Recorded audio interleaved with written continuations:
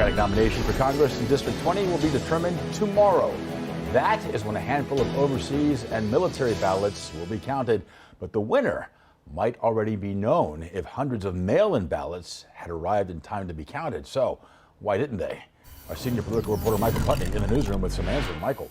Louis, voters who were late putting their ballots in the mail are partly to blame, but it looks like the real culprit is the U.S. Postal Service.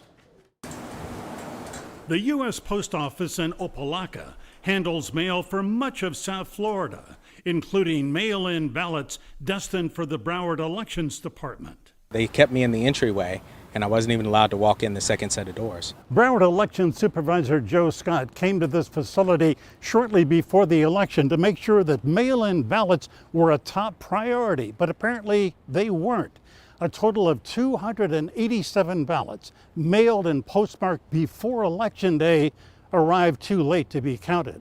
Tardy voters are to blame for some late arriving ballots, but it looks like most of the blame belongs to the Postal Service. It's in terrible shape, losing billions of dollars a year, often delivering mail late, if at all. It declined sharply under President Trump and has not improved under President Biden.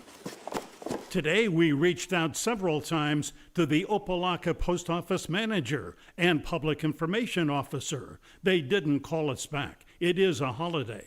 It is a little tense at times, right?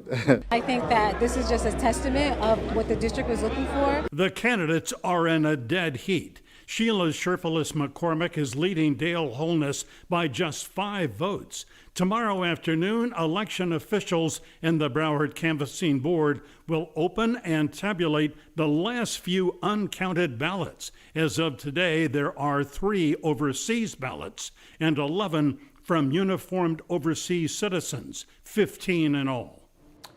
And more overseas and military ballots could still come in and be counted until 5 p.m. tomorrow afternoon. If this turns out to be a tie under Florida law, the candidates will be asked to pick a card from a deck, and the highest number wins.